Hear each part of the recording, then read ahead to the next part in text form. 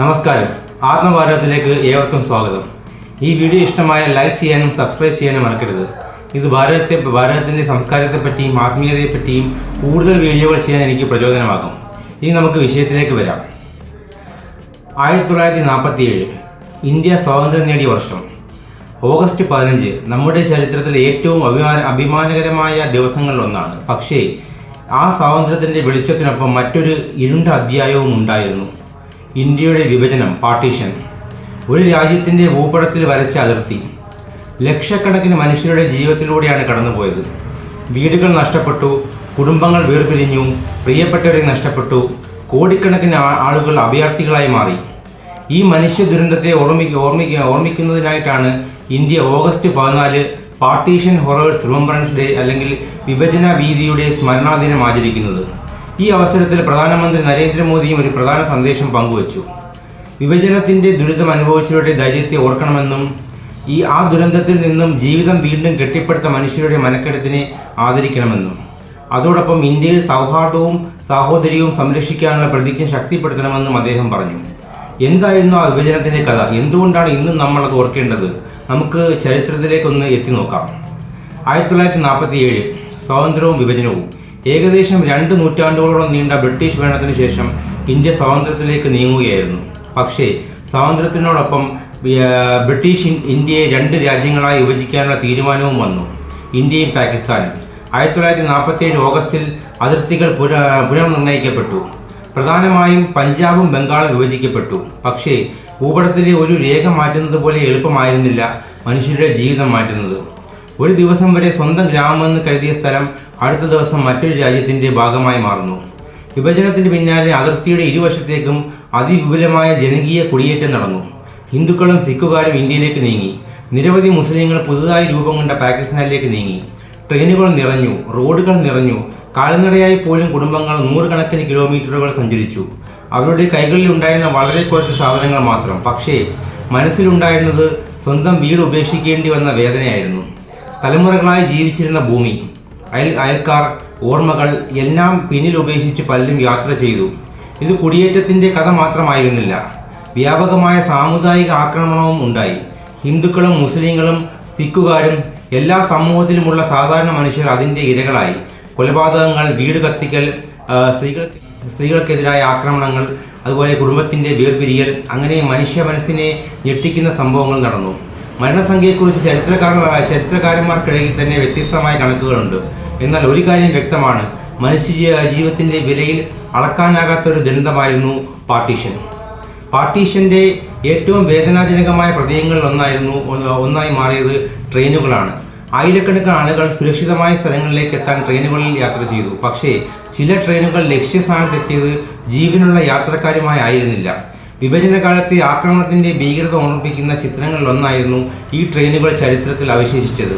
ഇത് ഒരു രാജ്യത്തിൻ്റെ വിഭജനം ഭൂപടത്തിൽ മാത്രമല്ല നടന്നത്, മനുഷ്യരുടെ ഹൃദയത്തിലും നടന്നു. ഒന്ന് ചിന്തിച്ചു നോക്കൂ. ഇന്ന് രാത്രി നിങ്ങൾ നിങ്ങളുടെ വീട്ടിൽ ഉറങ്ങുന്നു. നാളെ രാവിലെ ആരോ പറയുന്നു, ഈ വീട് ഉപേക്ഷിച്ച് പോകണം. എവിടേക്കാണ് പോകുന്നത്? അറിയില്ല. അവിടെ വീടുണ്ടോ? അറിയില്ല. ജോലി കിട്ടുമോ? അതും അറിയില്ല. വീണ്ടും കുടുംബത്തെ മുഴുവൻ കാണുമോ? അതും അറിയില്ല. 1947 ലക്ഷക്കണക്കിന് കുടുംബങ്ങൾ നേരിട്ട യാഥാർത്ഥ്യം ഇതായിരുന്നു. അതുകൊണ്ടാണ് പാർട്ടീഷനെ വെറുമൊരു രാഷ്ട്രീയ ചരിത്രമായി മാത്രം കാണാൻ കഴിയാത്തത്. അത് സാധാരണ മനുഷ്യരുടെ ജീവിതത്തിൻ്റെ ചരിത്രമാണ്. പ്രധാനമന്ത്രി മോദിയുടെ സന്ദേശത്തിലെ ഏറ്റവും പ്രധാനപ്പെട്ട ഭാഗം ഇതാണ്. എല്ലാം നഷ്ടപ്പെട്ടിട്ടും ആ മനുഷ്യരുടെ ജീവിതം ഉപേക്ഷിച്ചില്ല.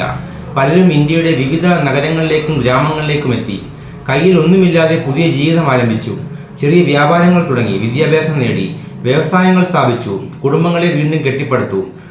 അവരുടെ അടുത്ത തലമുറകൾ ഇന്ത്യയുടെ വ്യാപാരത്തിൽ, വിദ്യാഭ്യാസത്തിൽ, ശാസ്ത്രത്തിൽ, കലയിൽ, ഭരണത്തിൽ, സൈന്യത്തിൽ വിവിധ മേഖലകളിൽ സംഭാവന നൽകി. അഡ്വേഴ്സിറ്റി അച്ചീവ്മെൻ്റാക്കി മാറ്റിയ ഒരു തലമുറ. അതാണ് പ്രധാനമന്ത്രി ഓർമ്മിപ്പിച്ച മനുഷ്യ മനസ്സിൻ്റെ ശക്തി. ഇന്ത്യ സർക്കാർ 2021 ഓഗസ്റ്റിലാണ് പാർട്ടീഷൻ ഹൊറേഴ്സ് റിമംബറൻസ് ഡേ ആയി ആചരിക്കണമെന്ന് പ്രഖ്യാപിച്ചത്.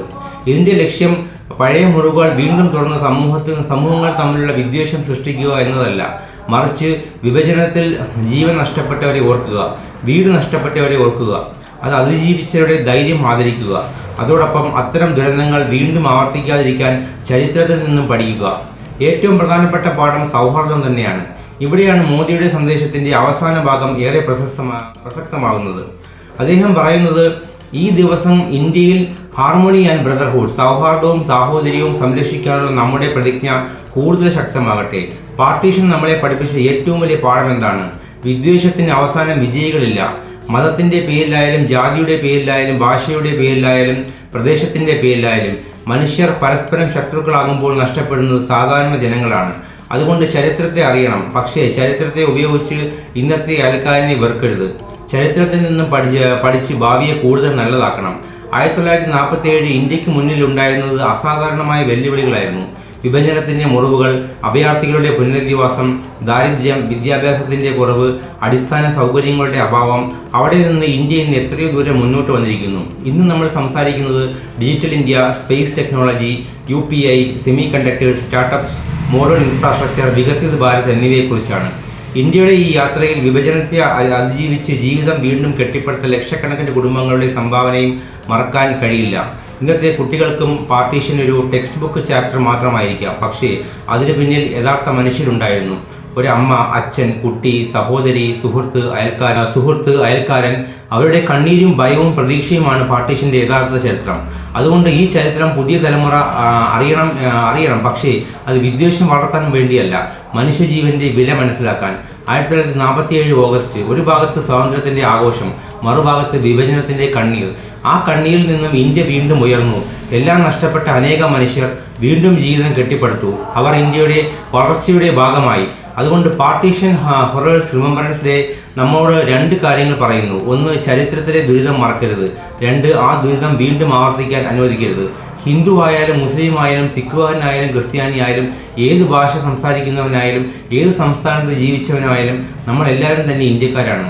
ചരിത്രത്തിൻ്റെ മുറിവുകൾ നമ്മളെ വിഭജിക്കാതിരിക്കട്ടെ. ചരിത്രത്തിൻ്റെ പാഠങ്ങൾ നമ്മളെ കൂടുതൽ ഒന്നിപ്പിക്കട്ടെ.